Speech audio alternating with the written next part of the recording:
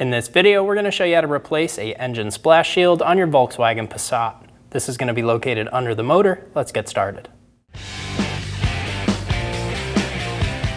Here we are under the car, looking up at our splash shield. We're going to use a T45 bit, and we're going to remove the 3 rear screws.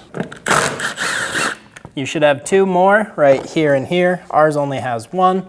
Using a T25 bit, remove the 4 screws on the sides of the splash shield.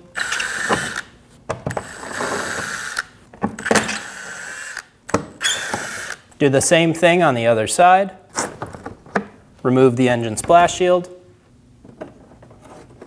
Install the splash shield into place. Be sure that all of your large tabs go in and all of your small tabs stay out. Install the bolts. Get the 3 bolts in the rear started. There should be 2 more on these outsides. We only have 1. Go down the side installing all of these screws.